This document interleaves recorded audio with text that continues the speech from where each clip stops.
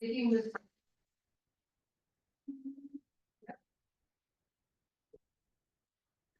corporate world, so I drink a lot of box. Do you know all about box coffee? Yeah. So, welcome and thank you all for being on time. Appreciate it very much. I'm Patty Smucker and I'm going to be recording this, and I'm going to stop it at some different times, but I'm going to be recording this because our goal is to have the audio and the presentation available for other farmers market vendors that are interested in maybe getting it at a later point. So that's what our goal is today. Let's see.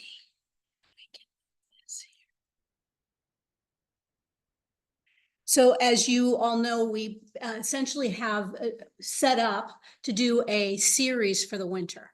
And our goal is essentially that we will have at each month, we'll do a 2-hour session like this. This month, we're going to focus on finance. And our goal is essentially in this 2-hour session is just to do the 30,000-foot view, the key concepts that are going to be really important for you to know around that particular topic.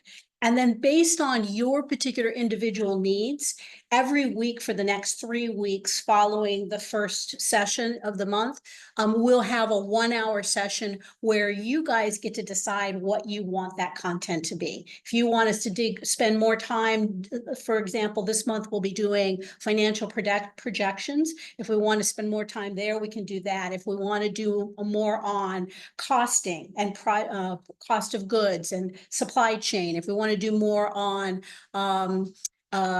job costing in terms of being able to figure out overhead and all of those kinds of things. Each week we'll have an hour that we can devote to whatever your particular business needs are. Next month in January, we will kick the year off and start with connecting your vision to results. And so we'll look more in terms of actually setting up your skill sets as far as articulating your vision, enrolling your teams. And when I think about teams, particularly for small businesses, I think about vendors, I think about your customers, I think about your potential future staff. Those are all part of a new business startup and people who are going to be investing in you. But being able to articulate your vision and being able to bring your overall concept to life. In February, we'll focus on pricing and product innovation. We'll talk about more in depth on actual cost of goods, your supply chain, differentiating your product, being able to look specifically at making sure that everything that you're building with a profit in mind, and exactly how to position that with regards to your pricing.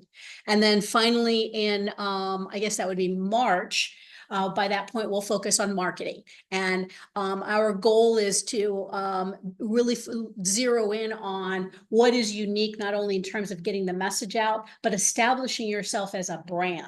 In this day and age, that's an important aspect in terms of earning the place in the position of your customer's mind.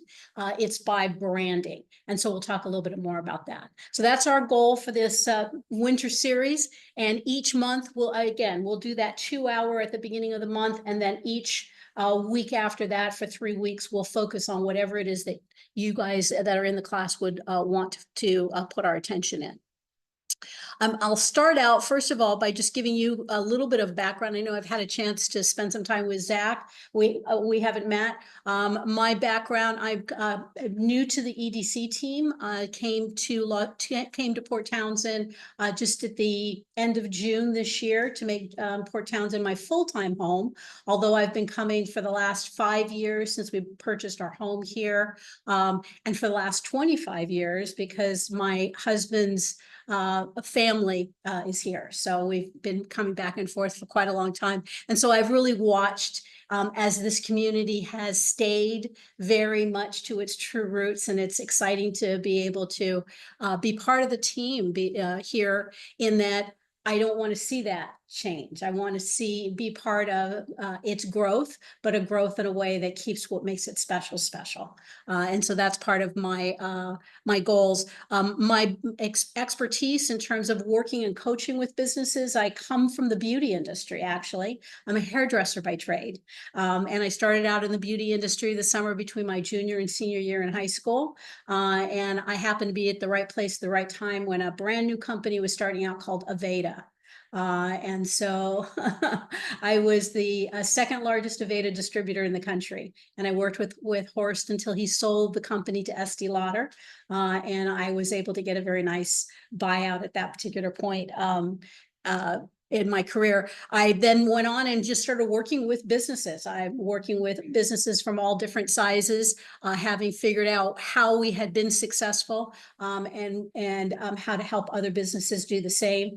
And I ended up getting involved with the SBDCs and the city of Los Angeles, which is where I was at, in some of the government agencies like EDC down in Los Angeles, and spent like the last 10 years really working with businesses to help them develop exports in the beauty industry, in the packaged good industry, whether it's foods or cosmetics or anything like that.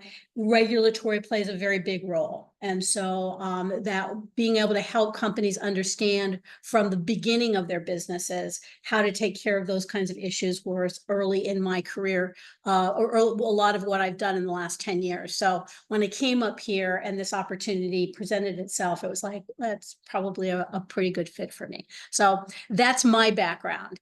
And so I want to take a moment to learn a little bit about you guys and find out a little bit more about what your goals are. So let me just pause this. All right, so as we continue on, I think the important thing is remember that part of business application is recognizing that we gather all of the information, but unless we use it and apply it, it doesn't help us in any way. So hopefully through this process, part of what we will achieve is that we'll have the opportunity to give you tools that allow you to apply it in your business. And that's really the goal in between each session.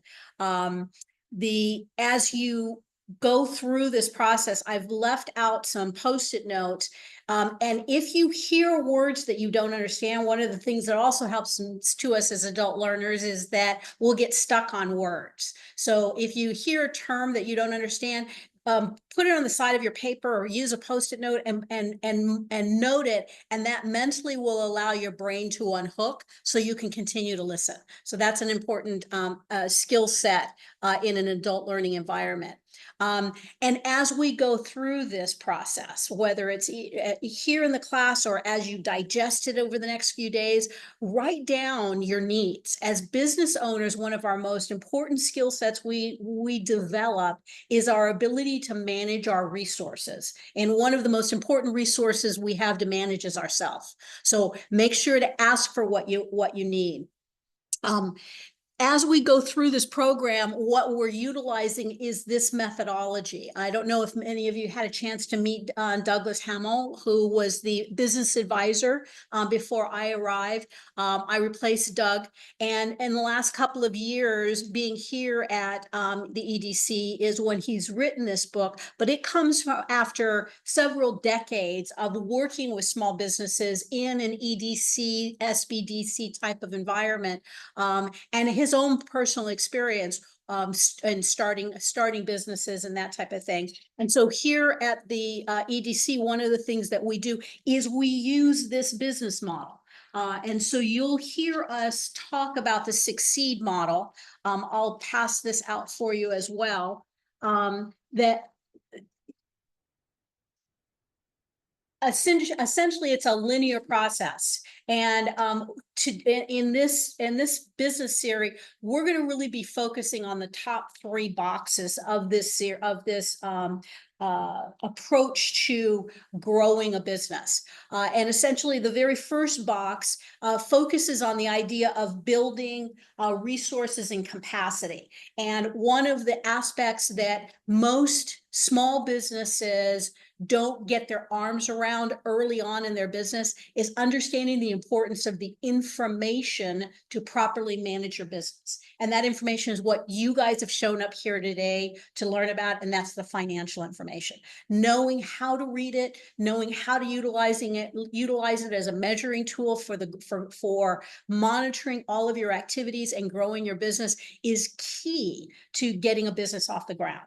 And then being able to understand that every single aspect of what you do, you want to be profitable. If it's not being profitable, then your business isn't sustainable. So being able to understand how the numbers make the invisible visible. And so that's the important part of building resources and capacity. Then we also will talk about risk and how important risk is to how to seal up the opportunity for risk within your business. And then finally, we'll talk about leadership and your intention in terms of clearly defining what you're doing and how you're doing it. The opportunity for most businesses, it can generally be a really, really good opportunity. And where we often fail is not the debate between this really great opportunity and this really junky opportunity. It's that we have all of these things we can be doing and we don't focus. And so part of our goal in this first box is developing that capacity to focus our attention and to be able to accomplish one thing, literally one step in front of the other. Then once we've focused on that, then the next box that we go to is focusing on maximizing our cash flow and productivity. Here we focus on problem solving, leadership, and creating efficiencies in the business. And then being able to actually put together meaningful measurements. In the initial stage of the business, we're just recording what we're doing. At this particular stage in our business, we're now saying, okay, we've documented what we're doing. Now we're going to tweak it. And we're going to change systems, and we're going to determine what are the most important activities that we're doing in order to continue to build our profitability. And then only once we have those key pieces in place do we then go to marketing. That's the reason why in our series, the marketing is last, because there's no point in building the business and increasing your exposure and your sales volume if, number one, it's not being done profitably. Number two, you can't measure it and you're not efficient at doing it. So it's sort of the linear process that occurs in the approach that we use. The rest of this model is what will be used as the business evolves and grows, and the attached documents to the model on the front page are all of the elements that are in each one of these boxes. So you can see, as I mentioned earlier, our relationship with you, we hope, is not a one and done. We hope that your participation with us is not just this workshop or this series. It's that you know that we're here for you between the resources that I provide and Rick and Nick provides and our whole network. We are here to help develop businesses in this community. And so we hope that this will be a long-term relationship.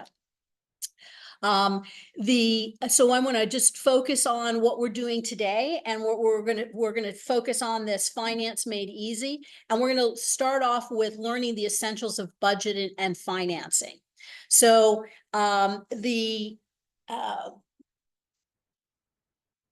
key here is that as you already looked at in your survey, is understanding what are the different stages of business. So I'm hoping that you've identified that, because that will help you to determine where on this model you need to be within in terms of your own growth. But these are very typically the types of businesses that we see, everything from brand new startups all the way to I'm growing and I'm profitable, I'm doing great, and I'm always going to be doing great.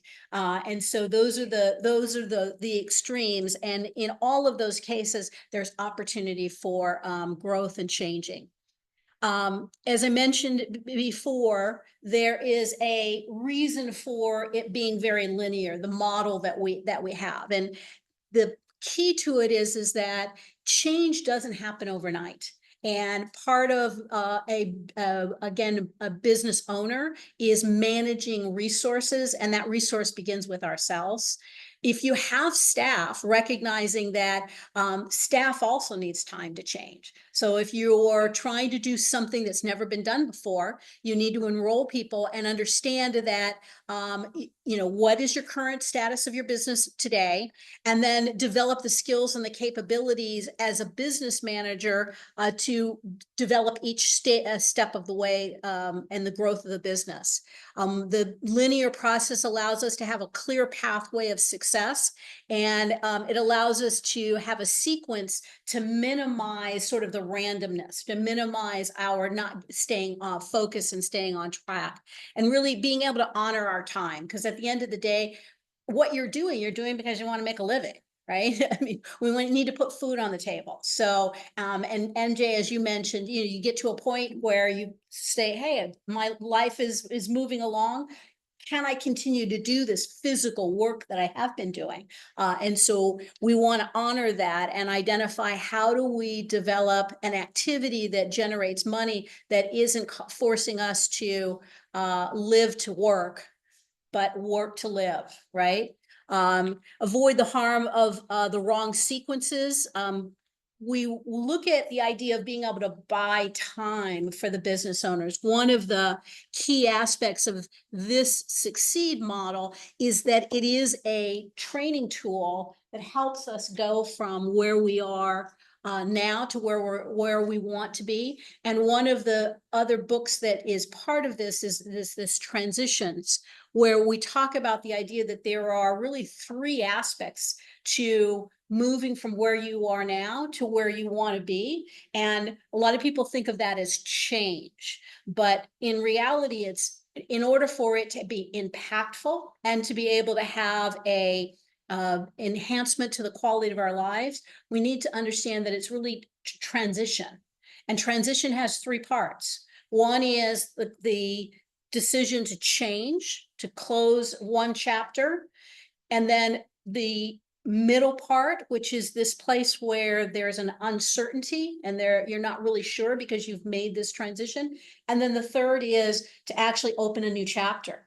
And most people are either, for me personally, I'm really good at change. I'm really good at closing the chapter, and I'm really, really good at opening the new chapter. Like I moved to Port Townsend the end of June. I got here on a Sunday, and on Tuesday I was volunteering at the North Winds Art Center, right? I hadn't even unpacked the truck. And so a lot of people either are comfortable or uncomfortable, but they're really good at these two ends of changing. Where we don't spend a lot of time is in this middle place, in this place of ambiguity and uncertainty. And that's really what you're doing here, is recognizing that what has been is one aspect of your life, and where you want to go is clear in your vision. But it's these steps in between that is so uncomfortable for us. For a lot of people, they just don't do it. So congratulations, you're here, and that's a very important aspect of it. So know that the sequence supports the business with few employees to delegate, and forces us to have a series of activities that we're doing and to manage to control it, and allows time to develop the skills as an individual, if you're by yourself, and as an organization, to actually have these processes take root and allow us to really grow the business. Make sense so far? Okay. So one of the things that I'm really going to recommend that you do is the notes that you're taking here, and I'm going to send to you this PowerPoint presentation so that you can start a notebook.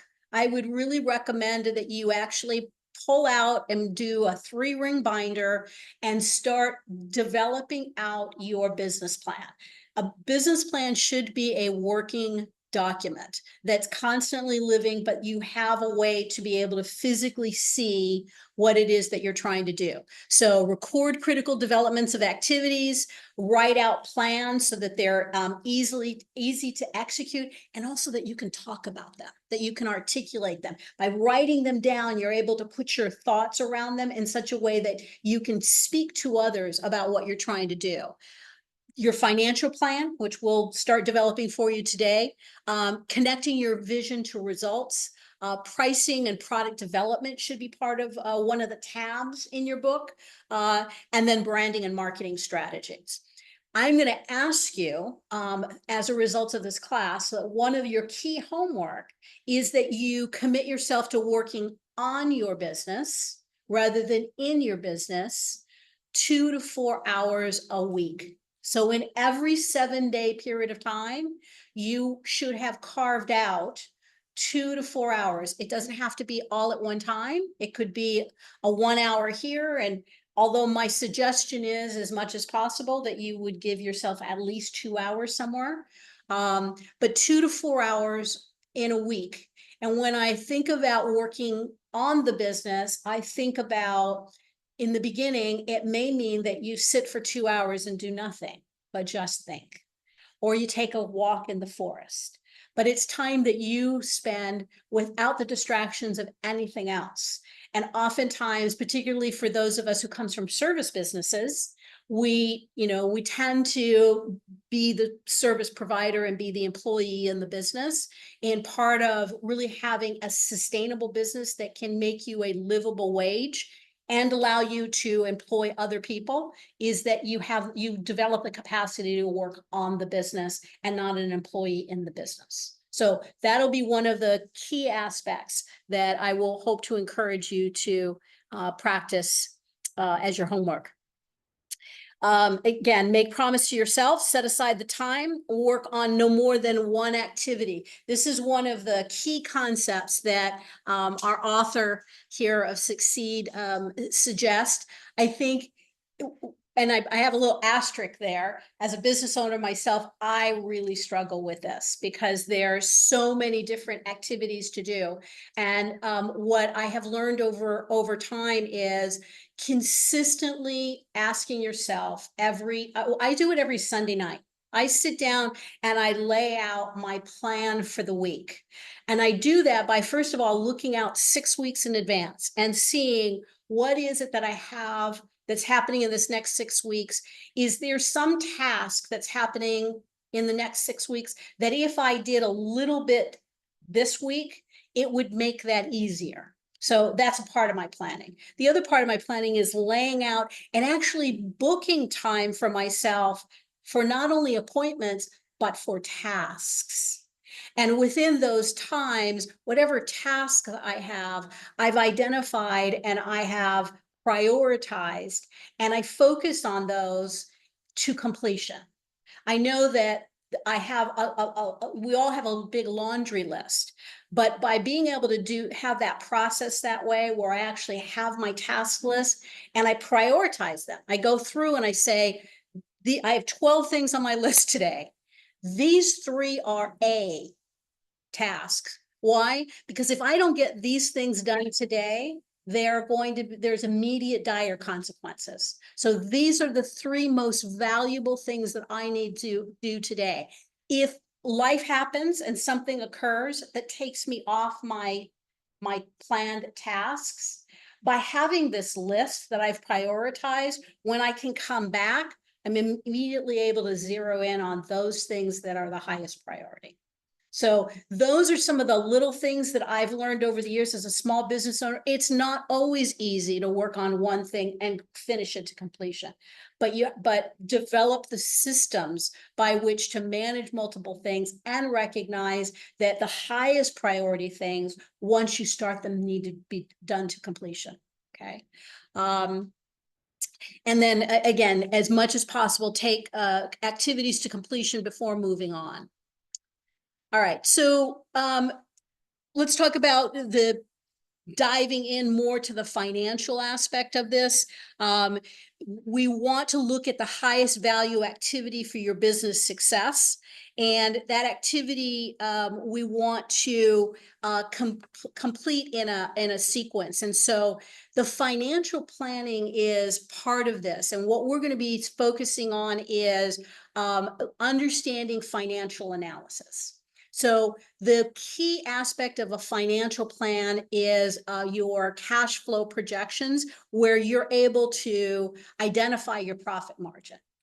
Profit margin is essentially what your income is, the amount of money that you're bringing in, divided by your net income divided by your revenue.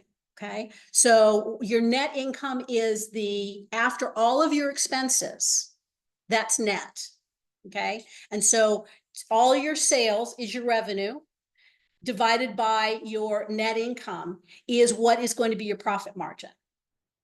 And so that's a key metric of your business. I'm always taking a look at adding up all of my expenses, dividing that number by my income.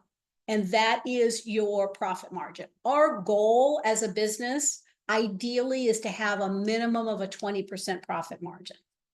Every business is a little bit different, you know, have different industries, but for the most part, that's a good number to look at. And what is also and part of the financial analysis is your cash position. That's different than just your sales.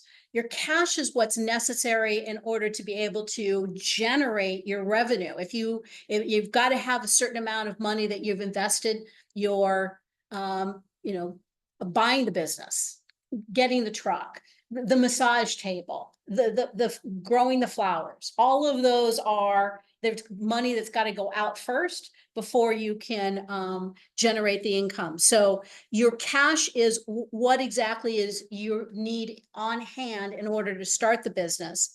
And then the other aspect of it is going to be what you owe other people. So this is the term that we use in accounting is the cash position. And then the cash flow projection is what gives us this reality check in terms of a lot of times we don't really see it in that way in terms of the flow of things coming in. A lot of business owners operate from their gut, and those who are really successful, there's people that I know that's all they do is it's completely from their gut. Those people are far and few between. And so for those of us that need to really want to be successful, we need to take the time to do the work. I'm clicking on, this is on our website at the EDC. On the resource page, there is all of these downloads. So you can go and get, this is the cash flow simple spreadsheet that is one of the assignments that I would like to ask you to work on this week, and you can get it right on our website. And this particular document, let's see if it'll come up here easily. This is what it looks like. See it clear? Nope, you can't see it there because I'm out of, let's see. No, I'm not going to stop sharing. We'll go back to it. You'll see it in the slideshow as well. But it's on our EDC website, and it's called a cash flow simple spreadsheet. That's what you want to go to is the website to be able to see that. But we're going to go through it in our process here today. Okay, so and when I send you this presentation, you'll be able to download it as well.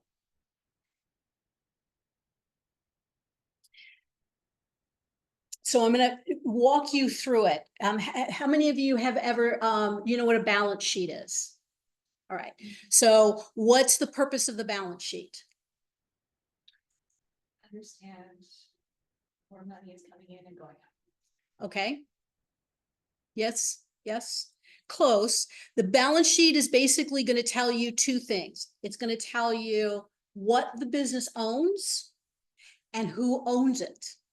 because there's generally more than one entity involved in the ownership of the business. So I'm utilizing this idea of let's make lemonade. We're gonna have a lemonade stand, all right? And so on our balance sheet, we have one side of the balance sheet, which is a balance sheet always, the analogy is that it's like seesaw. There's two sides to it. There's the assets and then there's the liabilities. And so on one side is the assets. And let's just assume that we're going to open a business and we have $70 that we're going to start this lemonade stand with. All right. So we've got $70 in cash. And so that's our total assets. On the other side is we look at the liabilities. And on this side of is how did we get that cash? So mom loaned us $50, right? And we had $20 of our own. And so the balance sheet balances those two pieces out. So we have assets of $70 and we have equity of $70, of which $50 of it is a liability because it was borrowed from mom. And $20 of it is our own money that we put into it. Okay, so that is our original investment. And the $70 then is because you own the business, that $70 is in your possession. So that's your equity at this particular point. It's the business's equity in the business. Does that make sense? All right. So now we're going to start making our products. So we need lemons to begin with. I was looking up at the grocery store the other day and thought $1.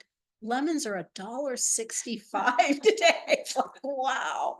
So, but we're going to buy 50 lemons. So maybe we'll get a discount. So $1 a lemon. So that's $50. We're going to need sugar. So $2 per pound on the sugar. It's going to take us 5 pounds. So that's $10. Water, we're paying for the water anyway. So our total cost of goods, and that's a keyword, cost of goods is $60.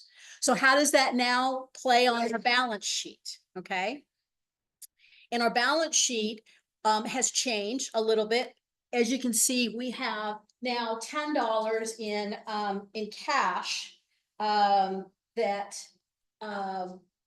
because we've spent $60 on our cost of goods, right? And so we still have $70 in assets but part of it is in our inventory at this point, right? So let's see what this thing start to work now. Oh, because it's not on. All right. So now we have the other side of the balance sheet. And on this side, we can see that we still owe mom $50. And our original investment in the business is still there of $20. And so our owner's equity is $70 and the balance sheet balances out. Okay. So that's how your balance sheet works. And again, it's everything on one side, the assets is everything of value in the business. And on the other side is who owns it. So your balance sheet is actually the one document that allows you to see the value of the company. It's not until we get into our financial projections that we begin to see sales and expenses. They're different places. And so here is just expanding the numbers and bringing in some of the other things that are more common to business. So you have your interesting as to why that's not working on the screen. Okay, so you have cash, which we know, accounts receivable. What's accounts receivable? Money owed to you. Money owed to you. So you basically sell your product to someone and you give it to them on terms. And so that's what accounts receivable is going to be. But it is considered an asset because somebody owes it to you. Then you have your inventory. Equipment is on the asset side because it has a value to it, right? And one of the things that happens with equipment is that, let's just say, for example, you buy a truck. And your initial investment in the truck is $35,000, right? So initially it appears on your balance sheet as an asset. Over time, your accountant is going to depreciate it, which means that each year the value of that vehicle is going to go down on the balance sheet because it's aging. So it has a natural lifespan. And so there's a bigger nuance to it when it comes to taxes, but just for the purposes of a balance sheet and understanding this, that's the reason why you oftentimes will see equipment appear both on the asset side and on the liability side, because it is the depreciation that will end up on the liability side. As it ages, it has less value and you have to replace it. Okay, so that's the reason why you will oftentimes see equipment on both sides. Then you have a building, which is a real estate and or land. And so here's all of your total assets on your balance sheet. And then let's look at the other side, where here we have accounts payable. What's accounts payable?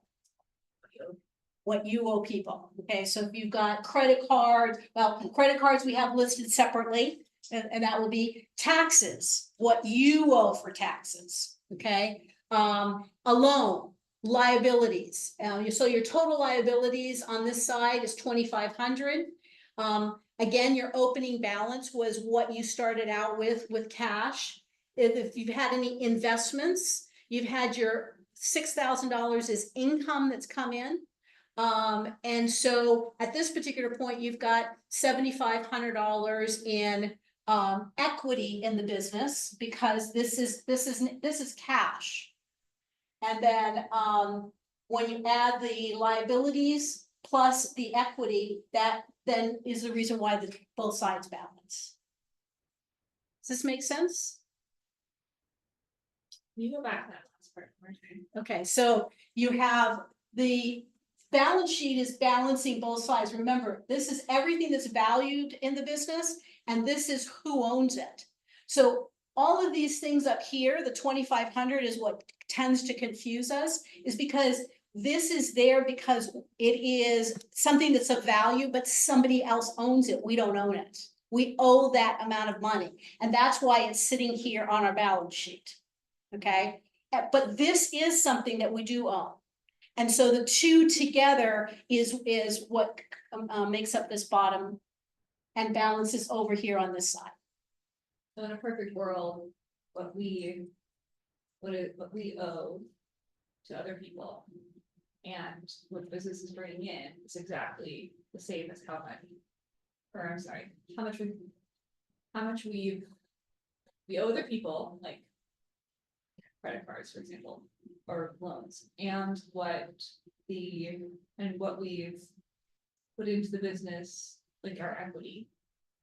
And then it says net income, that's like, is that money coming into the business? Yeah, so this is after all of your expenses. This is how much you've increased your cash position in the business. So like So what this is really telling us is that in this business only owes $2,500. It has an equity assets of $7,500. So you as the owner actually own more of the business than people that you owe money to. Where you see and where it's an alert is when this number is smaller than that number. Okay, so but that is the purpose of the balance sheet. This is saying what the overall business owns, and this tells you what you as an owner own. Okay. And this is the balance. I start with the balance sheet because the balance sheet is what throws a lot of business owners off. They're like, you get the accountant sits down with you and it sets up the profit and loss and balance sheet, and you look at the balance sheet and it goes, oh my gosh, what does this mean? And so the brain goes into fog. So it's important to understand these very simple concepts. This side of the balance sheet is the total value of the company. And this side of the balance sheet tells who owns that. Nick? One way that this works in my brain is you would take a look at this if you had to sell your business today. The left side is like everything that you could potentially sell. The right side, first you have to read, well, what do I have to pay back my creditors first before I can sell it? And then what do I have to pay back my owners, which may not just be you. Right. And then after that is what's left of just what you have. And so it's really just, you're trying to determine how much of the business, which may be you if it's just you, but you have to think about it as a separate entity. Because if it goes away, you're still there. How much of the business is owned by you or someone else or another owner on the right side? And everything on the right side adds up to the value of the left side. This is just hard for me because I don't have any, like, it's just me, I don't have any loans or anything, so I don't ever think about this part. Use a credit card, A non-business credit card, use a personal credit card. not for business. Not for the business. But do you have investments? Have you invested in I things? have original, like, owner equity that I put in at the beginning, Okay, so that would be that, but I haven't. and do you have inventory or Yes. assets? I Okay. have all that side. Mhm. I guess I just hadn't considered all the other, like, parts of liability. Right, right. Well, and again, if you have this side, you have this side. It's just, Got it. right. You don't have to owe anybody to have that Yeah, side of I it. just had. Yeah. Got it. And that's part of what we'll do in the spreadsheet, is help you to build this out, okay? All right, so that takes us then to the actual cash flow. And again, the document that you're gonna see is actually an Excel spreadsheet. Who's comfortable working with Excel? No? Comfortable, not, Well, sheets, or Google Sheets is the same? It won't be done for me, I could do it, but try setting it up is beyond mine, Ken. All right, because it's already all set up, and then I can walk you through actually plugging and playing. But yeah, all of the formulas and things like that that are all set up.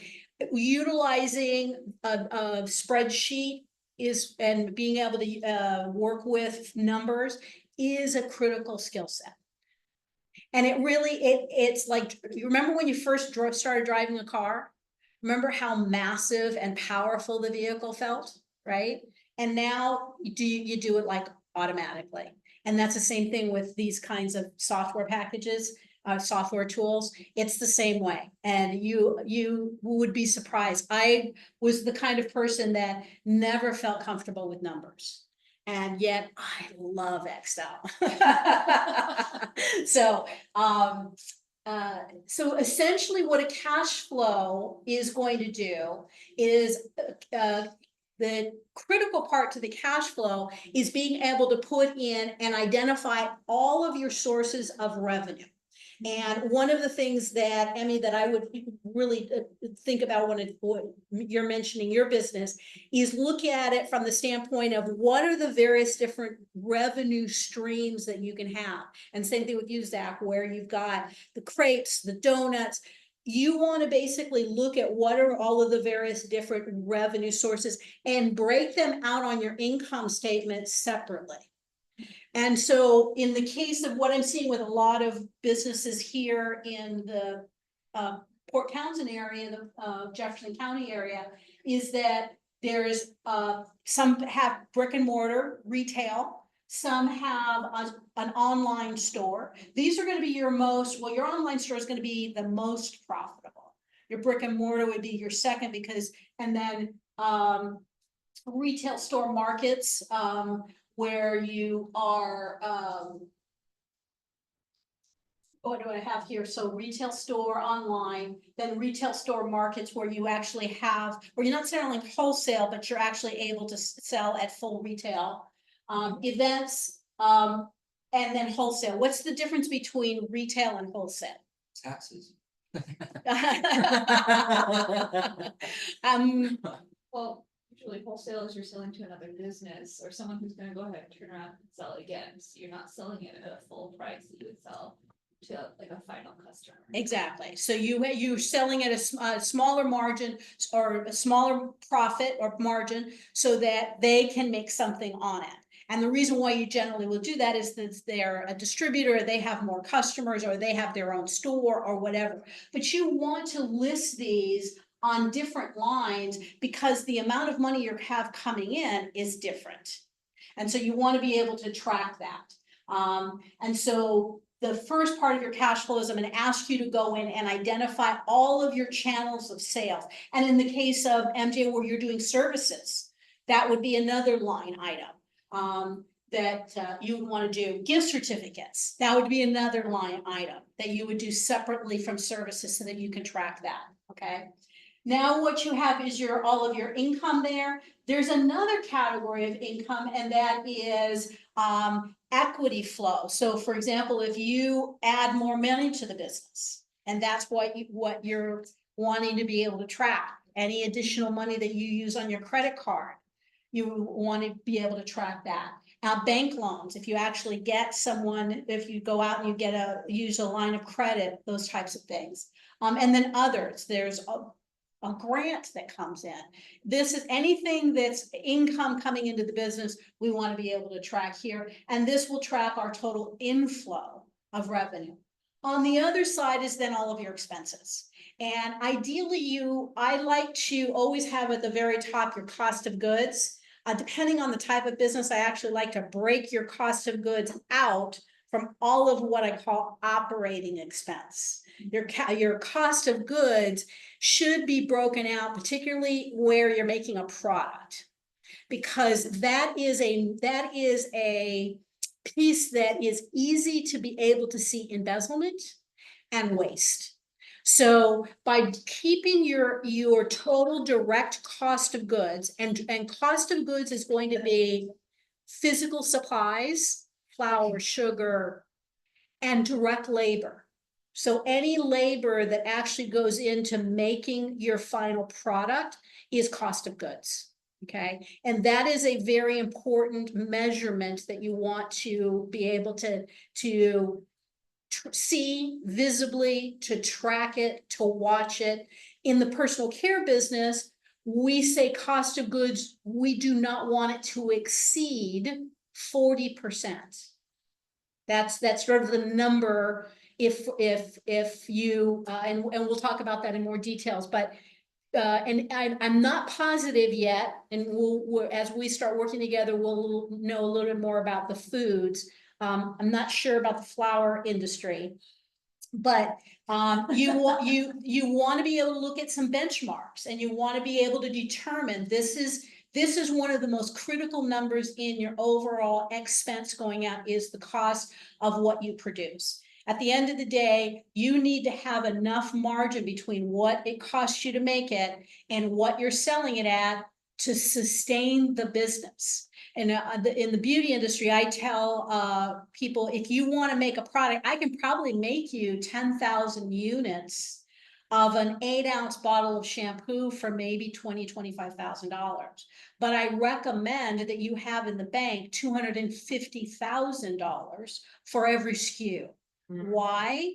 Because that additional $225,000, you're going to need to create the operation, to market the product, to get distribution, to take care of regulatory, to get your trademark. There's all these costs of doing business that you need that margin. And if you don't have that margin and you're not anticipating, that's what all these things are underneath here. And you can't maintain those things. One of the other aspects that I've seen over the years is your goal is really to get your business producing over $300,000 to $500,000 within a 12 to 24 month period of time. If you're not able to get the business up in that category, it's a hobby and it's okay. And the other metric is at least a 20% margin, because now you can have a livable income. But these are part of setting those goals, is to understand, what kind of business am I building? Am I building a business that's just a hobby and creates a livable income for me? Then that probably $250,000 to $500,000 a year in total revenue is okay. And you're going to be able to pull out of it somewhere between $75,000 to $125,000 a year. Right? But if your goal is to be a bigger business, then you need to start it from the very beginning with that in mind. Does that make sense? Okay. So all of these are going to be on that projection, you're gonna outline all of those things. And then the other aspect of the cash flow projection is to then plot in what are the financial resources you have to start with, and based on the income and outflow of money, what do you end up with each and every single month in cash? And you want to do that over a 12-month period of time to basically be able to see what is the business's true need for capital.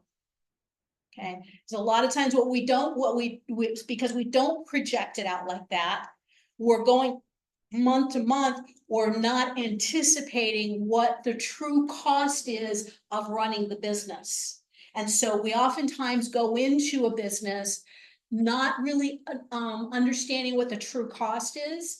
And particularly if you're needing to borrow money or you're asking for a loan in some way, the worst scenario is to have to go back 6 months later and say, I've run out. Right? So you want to really know, and for your own self, if you're funding the business yourself, you want to know what you're looking at in terms of operating the business. So this is why this tool is so important to the overall success of the business, is the overall cash flow projection. And that'll be the activity that I would like for us to be able to focus on for this month, is being able to do this individually for each one of your businesses. And for a startup business, it's a dream, okay? And that's okay. I always say that it's better to anticipate all income opportunities. And in that process, you want to anticipate income low and expenses high when you're doing projections for the first time. Breakout sales opportunities from other sources, anticipate all expenses, calculate income low and sales high.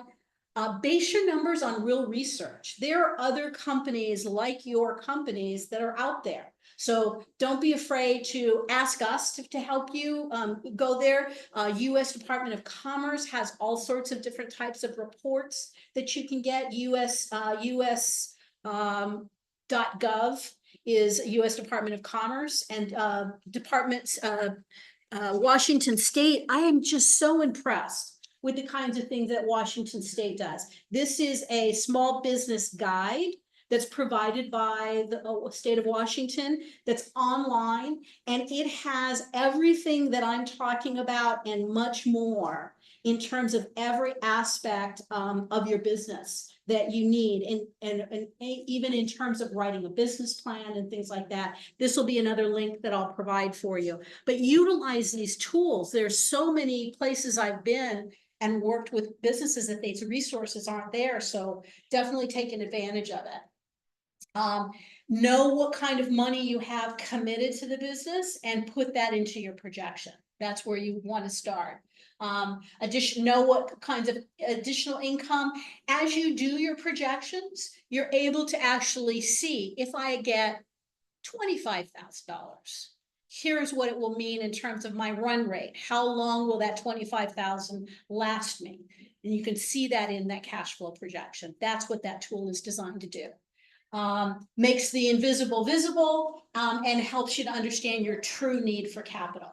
Undercapitalization is the biggest reason why businesses fail. I'll give you my own personal example. While I had a very successful business that I was able to sell the distribution with Aveda, I had a very unsuccessful business that I invested $1.5 million in before I realized that I had a trademark problem. And that trademark problem would have cost me another $250,000 to fight. And it was a winnable case, but I didn't have the $250,000. So, and I didn't have my funding channel set up. One of the things that I tell business owners, once you start really getting rolling, one of the things that's always an ongoing responsibility, a job for the owner of the business, is to continuously have your capital pipeline set up. If you're a growing business, you're going to need money to grow. So you want to develop relationships for funding long before you need them. Okay, so that's an essential job one of a CEO or owner of a company is keeping your capital pipeline open and developing those relationships with people long before you need them.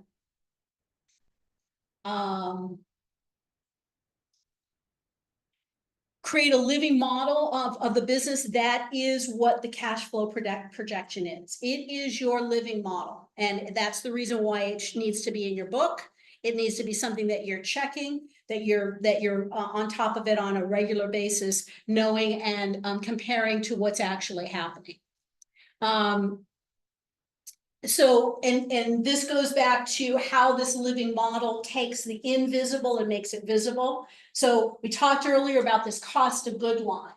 And so you can see here when you've got cost of goods that at 25%, and essentially most of the other expenses are pretty much the same, your net income, remember what's net income? Net income is going to be all of your expenses minus from your income that you had. Your net income is your profit. Oh, okay, that's what I was gonna say. Yes. How to work the profit. Yes, exactly. Okay. Net income is your profit after all of the expenses. So you have your income that comes in, your net income is after all of the expenses have come out, right? So when you have cost of goods at 25%, your net income is 15%. You get your cost of goods up at 35%, and now look what happens to your net income. Okay, so cost of goods is a key aspect of keeping the business profitable and managing your cost of goods. Can I give an example? Mhm. Do you guys mind? I misjudged my cost of goods when I was doing the donuts. And the part of it that I misjudged was my bacon cost. And then I misjudged how much I had to charge for that maple bacon donut because of how much bacon I put on it. That one donut alone cost me over $500 Damn. in that net income because I messed up those numbers so badly. I was basically paying you to eat my maple bacon donut. That's basically how that came down. Yeah. Sorry. Yeah, no, it's a lesson Lesson, learned. yeah. I'd never run a business before and I was like, I'll just buy this and I charge this and everyone's happy and I never paid myself that whole time. I didn't know to charge for my own labor. So I was like, oh, I'm working. This is just what I do. And thank you, because that's another piece that I didn't mention in here, which I wanted to bring to everybody's attention, is just that you don't have a business unless you're paying yourself. Mhm. Because the reality is that, so what is the goal of having a business? I mean, why do we all want to go into business? I want to work for myself, have some freedom, You work for yourself, have freedom of what? Time, right? The only way that you have a business that succeeds is if you're able to replace yourself in that business. So if you're not paying yourself, when the time comes that you want to replace yourself, the business can't sustain it. So being able to have an owner's draw is a part of the foundation of building the business to begin with. And look, there are times along the way that this is part of the reason to do this exercise, is that you may very well determine that, you know what, this particular idea isn't profitable. And that's okay. That's the idea of entrepreneurialism, is to practice and to learn these things. And it's fail fast. That's the goal. Try things, have the measurements so that you can see what you're doing, have a clear objective, stay on the path until you determine, hey, this is not profitable. And then you move, and you move quickly. But the idea is try and fail fast. That's the goal.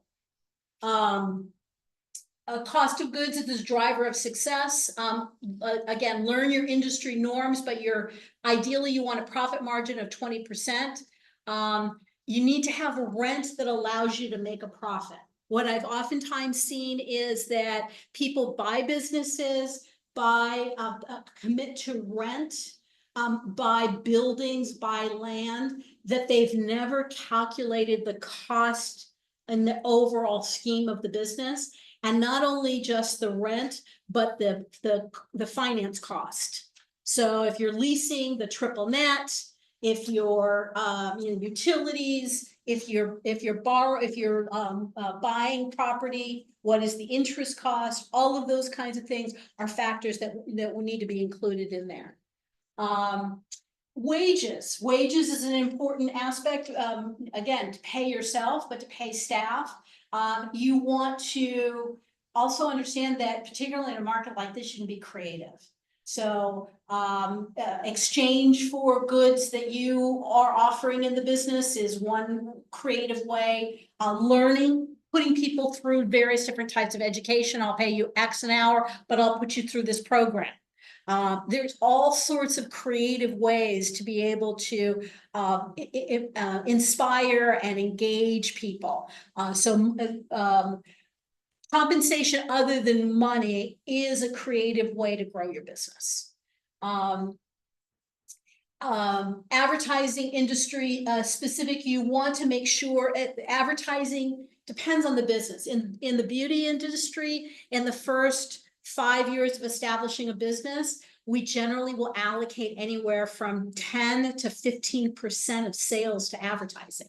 But a lot of businesses, it's not important, it's not necessary. Fashion, beauty, jewelry, those kinds of businesses, initially advertising of that quantity is necessary. But over time, it may not be. And every business is going to be a little bit different.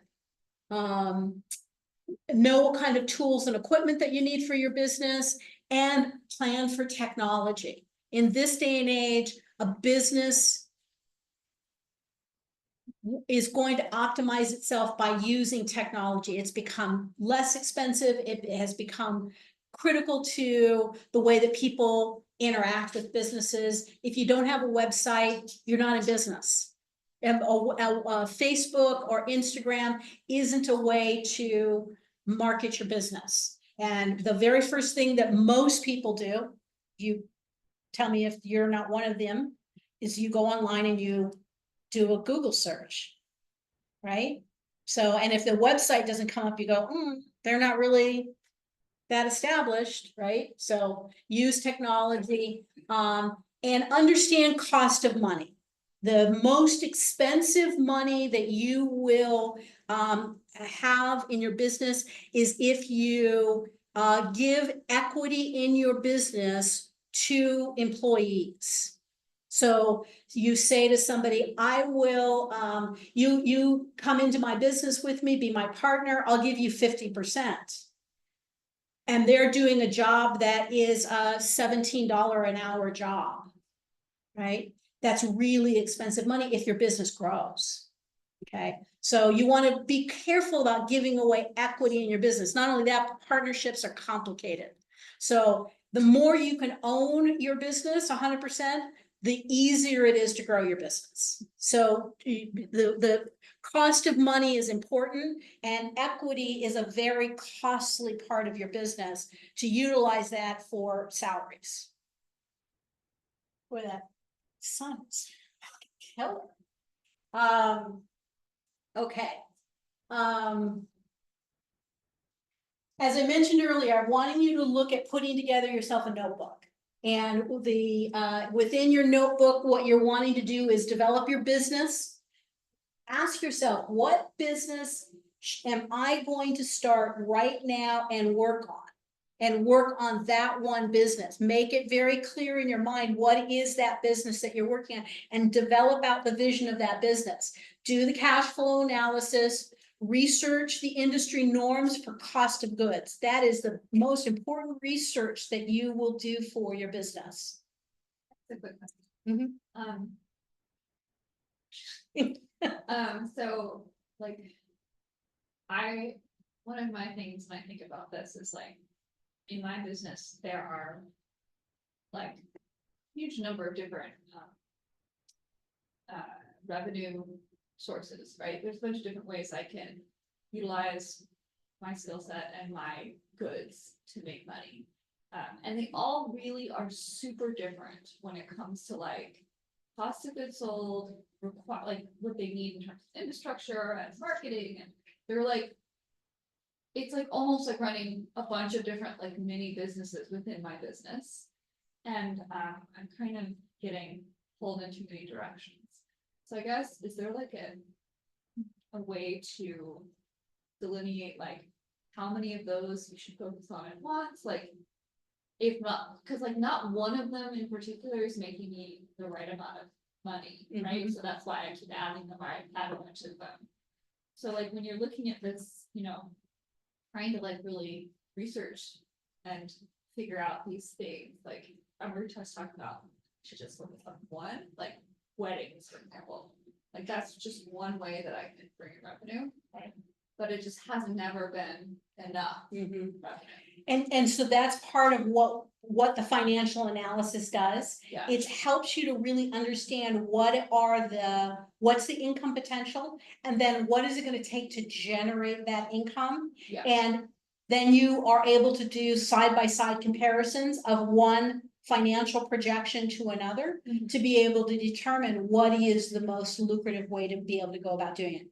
So I can do Again, that for multiple things. exactly. Okay. Exactly. So the financial projection, I would suggest either doing it all on one, but keeping your income and expenses related to that income separate so you can see them. And we actually have a tool that's a little bit more advanced where we would break out the cost of each of these various different lines of business for you.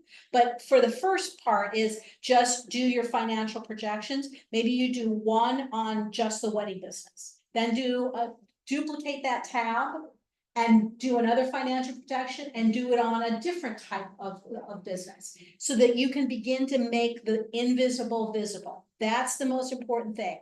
I will say that the ideal scenario, particularly in a startup, is do one thing really, really well first before you start moving to other things. That makes a big difference. In part, goes back to this whole thing of transition. Right? You can't open a new chapter until you've unpacked the truck, right? You have to unpack the bags from the last trip. So what have you learned? What processes have you put in place? You know, how have you developed your own skill? Who have you incorporated into your vision and brought into your network? All of those things are the things that you learn. So less is better, particularly in the beginning stages, until you can get your systems and your resources in place to be able to then make an informed decision about the next step. Okay. Research cost of goods, research your industry's percentage of operation, develop a list of all the tasks to be accomplished, develop job descriptions, and determine the highest and best use of your time. So if you're decide that you're going to do a crepe donut business, what are the different jobs that need to be done?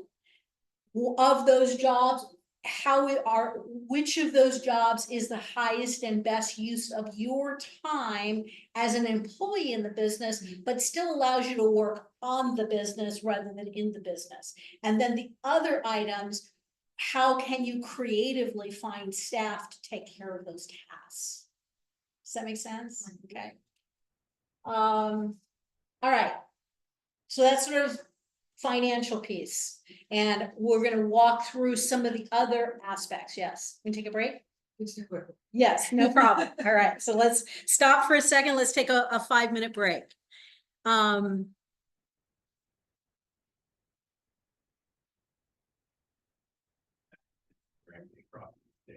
Marvelous. Yeah. Yes, it's like. Let's keep going. All right, so now we're going to talk a little bit more about continuing our strategic intention. Is this moving now?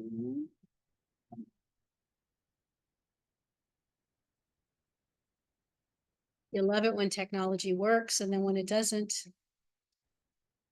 All right, so we're going to talk about setting prices. We're going to talk about price increases, margins, project job costing, controlling your assets, and contracts. And we're going to try and get all of that done in the next 20 minutes. All right, so let's start with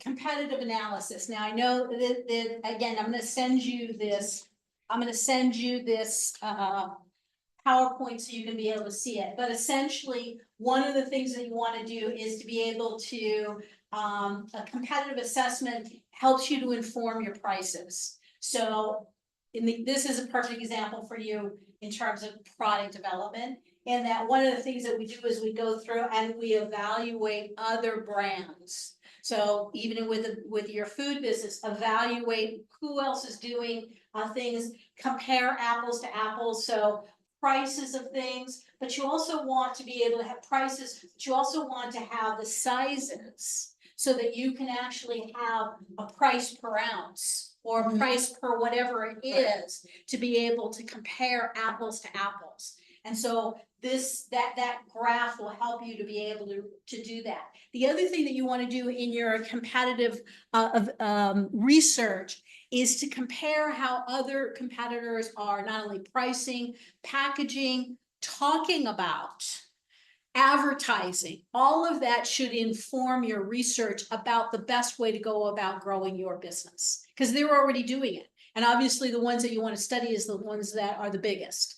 So that you can learn from that. Your pricing decisions, you want to be able to maximize what your customer is willing to pay before they go away. Why? Because at the end of the day, you want a business that's sustainable. And so, you know, although we like the idea, particularly those of us who are in sort of service businesses where, oh, my customers can't afford it. You know, the reality is that people will afford what they value. So that's it. When you're going into business, have the courage the confidence to know that you're worth it. Determine through test marketing and research, compare with competitors, and determine for yourself whether you're going to lead on price, quality, or innovation. So one of the things that oftentimes we'll do is sort of do a matrix. And let's say, for example, you are going to, you know, what are the drivers?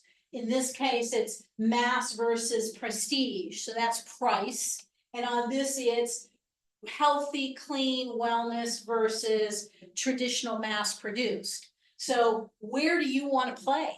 And based on where do you want to play, who else is playing in that field?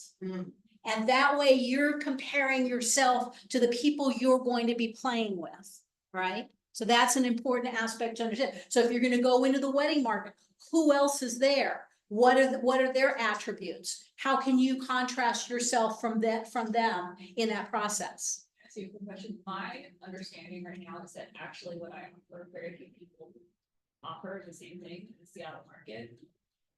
They offer a lot of wedding flowers, but nobody grows their own wedding flowers. And also provides the, you know, floristry experience. So like, what do you do when you don't have a lot of people to compare yourself to? I think there's still some ways in which you can have, be informed by other people that are similar. So yeah. I mean, I think there's enough people out there doing similar things, and just take what you can. Yeah. So the price increases is probably one of the fastest and easiest way to give yourself your business profitability, is really understanding your prices. So for example, let's just say you provide a service charging $125 an hour, and you see on average of 4 clients a day, 4 days a week. So you're only working 4 days. And your competitors, so you're charging 125, but your competitor's charging 145, right? You're booked solid and you're still short on cash and you're constantly losing income because of last minute cancellations. The bills are overdue and you don't have enough time to recruit or train another service provider to take care of your overflow. So you take a look at prices. So here's your original $125 an hour. This is your annual revenue. That's 4 clients a day, 4 days a week. That's going to generate you at $125, $72,000 a year in income. Let's just say you said to your client, you know what, we're going to impose a cancellation fee, $90. You know, 120, you don't show up, it's $90. 2 customers a month that cancels on you, generates you another $8,600 a year in income. Increase the price from 125 to 145, instead of 72,000, now you've got 111,000 in income. It adds up quickly. I mean, a $20 difference in price, and look at the difference. We're talking about a $40,000 a year difference in total income for the year. Right? And then let's just say you are able to have a second person who's only taking 2 clients a day, 4 days a week, at 125, because they're the new guy, you're at 145, $125, and you get 20% of their income. That's another $9,600. Okay, so now you've just basically increased your overall income by almost $60,000 by doing one thing, is taking a look at what you're charging, and is there the capacity to be able to increase your prices, even if it's $5. And a lot of businesses plan into it that every year they have a 1 or 2% increase. $5 a year, every year. Yeah, yeah. So the reality is that's what you're experiencing all around you. Your electricity is going up. Your all of the attributes, all of the factors that go into your business are going up every year. Yes. You as a business owner have to do the same. Okay, so prices are a critical place to be able to make your business solid and sustainable. And again, that's part of the financial analysis, is to understand, but that's basically $56,000 of found money just by making a change in the pricing. Being able to understand margins is really important. Again, here's a perfect example. Again, in packaged goods, product costs us $5 to make, okay? What we say in packaged goods is that we want a 6 to 8 times cost of goods to be your retail price. So if if it costs me $5 to make it, my selling price at 8 times cost of goods is going to be $40. Okay, why? Because if in the case of packaged goods, you need to be able to have distribution. So in the United States, in most cases, so this is wholesale. So if you are, I'm sorry, wholesale. So you want to be able to sell it to somebody who's going to sell it in their store. So donuts, same thing. $40 is, let's just say it's $4, take the zeros off. Now wholesale, it's going to be $2, because generally retail margins, it's Keystone or 50%. What sells to the consumer at 40, that's what you're selling online. If you're selling at the markets or whatever, if you're selling it to a wholesaler, it's going to be for $20. If you have a product that you actually have to distribute, which probably for most of your business is not, but maybe if you got into the product business, then you got a distributor, and that distributor wants another 40%. Okay, if you go international, that guy wants another cut too. So on a product that costs you $5 to make, your lowest selling price could be $10.20. So you don't want to make anything that you can't at least double your money in your lowest selling channel. Okay? You don't want to make a product that you can't at least double your money in your lowest selling channel. Ideally, if you have a business like this where you have multiple channels of sales, again, you want to be your retail to be 6 to 8 times your cost of goods, so that you have that fat margin. Your wholesale then is going to be 3 to 4 times cost of goods, but now you've got enough margin to sustain the business. Project job costing. So we actually do have also a worksheet for this, a standardized bid worksheet. And when you get the PowerPoint, there's a link here that takes you directly to our site that allows you to actually do your bid sheets. which allows you, this is gonna be really valuable for you, Emmy, is labor, materials, overhead, and profit. And what you want to do is be able to compare the different types of income generating activity, factoring in all of these pieces to determine, is it worthwhile for me to do that activity? Okay.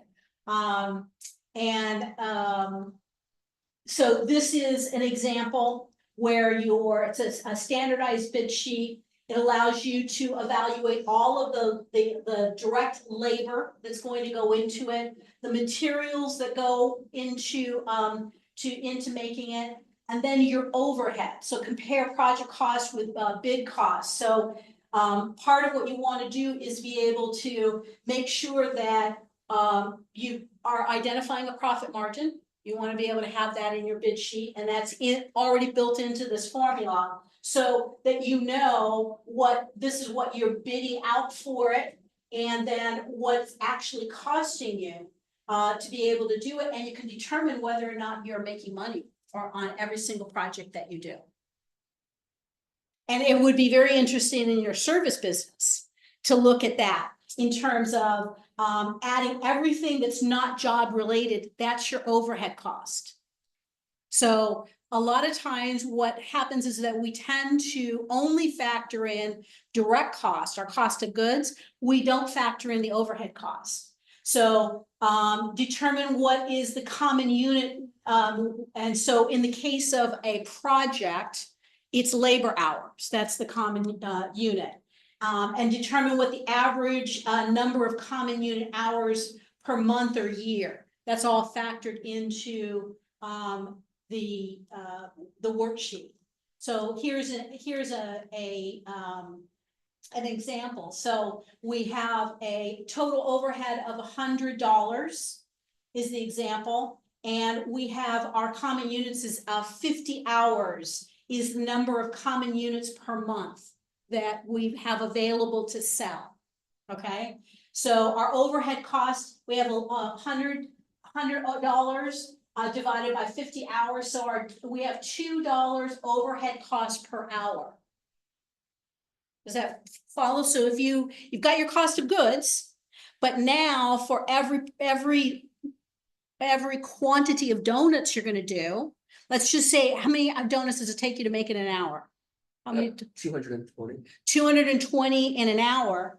What you want to do is attach to the cost of making those donuts $2 per hour for your overhead, because that then factors into your thinking, hey, what's the price I need to charge? Mm-hmm. It's not just the cost of goods. You got to factor in that overhead cost. Okay. And so that's what this will do. So let's just say it takes you 8 hours. You want to times the over. So you know that your overhead cost for a single day is $16. That's the overhead cost. That makes sense. That piece makes sense. Mm-hmm. Okay. All right. Another piece is collections. A lot of times I see with small businesses that they don't take the time. They feel a little sheepish about collecting money. So make sure that you set a time every day, if not every week, for looking at your books and collecting monies that are owed to you. Collect everything if you can now. Don't give terms. If at all possible, you want to avoid having terms. If you do call everyone, don't wait to write. Anything that's over 90 days, you have a very good possibility you're not going to collect it.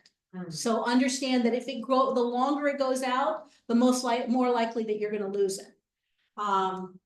If you went to borrow money and you had accounts receivable that's over 90 days, they actually literally discount the value on your balance sheet.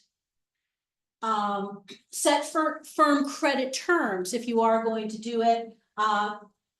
Payment at the time of service is ideal. Send collection letters within 30 to 45 days. Place overdue accounts on COD. That's really very important. Threaten to to cancel, and I know it's never any fun if you're in that particular place. But another positive carrot is to give people an incentive if your business is set up so that net 2% net 30 or net 15 is a good, so they get a 2% discount. You have 30 days to pay, but if you pay it in 10 days, we'll give you an additional 2% discount. That's pretty common. And you should be asking for that kind of thing from your vendors. You want terms as much as possible from your vendors, okay? And then pay early if they're willing to give you a discount. Determine good customers from bad customers. Bad customers are ones that don't pay and beat you up. That's another bad attribute. And also develop efficient processes and systems. So it makes it easy for customers to pay. Create internal control forms that organize cost and pricing. One of the best ways to be able to increase your income is to be very clear on what you're offering and how your customer can buy it. Packages. That's particularly for your business. Have packages so that people aren't having to, you're not having to a la carte every single sales opportunity. Package 1, package 2, package 3. In the service business, gift certificates was absolutely my best revenue stream. Buy 4, get the 5th one free. In most cases, not 25% of the customers never finished out their series. So that's found money. You don't want it to be that way, but you know, that's it. And set up QuickBooks for invoicing. The other aspect of the business is controlling your assets. And so one of the things we talk about is how the money is being controlled. And one of the big mistakes that we make is that most of the time we get in business with people that are our friends or our family. Then we realize sometime later that they're not as close as our friends and family as we thought. So things like locking up checks, taking back the responsibility for signing checks, that should be a function in a small business, a business that's under $500,000 a year in revenue, probably the owner should be doing that. If someone is like a bookkeeper, has been paying the bills, have them stamp and address the envelopes, and then you stuff them with the actual check itself and mail it. Make deposits to the bank yourself, open bank statements yourself and evaluate them. Balance your checkbook, check your cash register Z-tape against the deposit slips for the bank.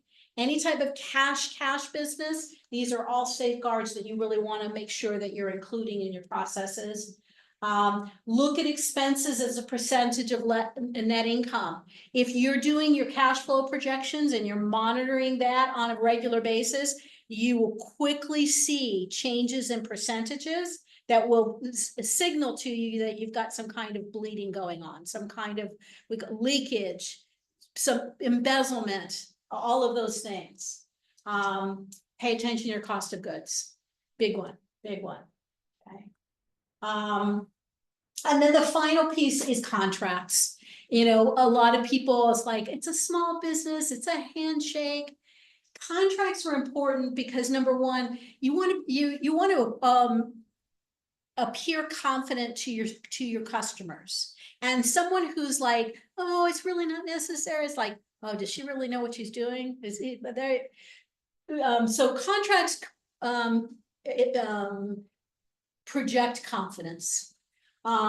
It defines your customer's expectation of what the outcome, what are they planning on getting from you? But for you, it provides a clear method for costing. If you don't have a contract where you can clearly identify what your deliverable is, then it makes it difficult for you to be able to do that and avoid the prospect of the project expanding. You've agreed to, you know, $2,500 for this particular thing, and now all of a sudden you're doing stuff that makes the project not profitable. So contracts are important not only for how it conveys the professionalism of your business, but also in terms of managing your time and energy. So again, just these are all the aspects that this is all about strategy. And setting these systems up and putting them in place are clear to make all of that happen. So I'm gonna close with just saying that these are the to-dos for this month, is to think through these aspects, put together your planning book that begins to outline these things in there. And even if you just have a blank page headed by all of these things, and we begin to systematically look at it. Look, everybody is at a different stage and a different pace in the way that they grow their business. No wrong or right. Key is that you are achieving your goals, that you're being able to, whatever those goals are, if it's freedom and flexibility, if it's, not working for someone else, if it's a mission to do something within the community, wonderful. Know what that is and go get it, and do it at the pace that makes sense for your life. And I think that is all I have for today. That's my story. Turn this.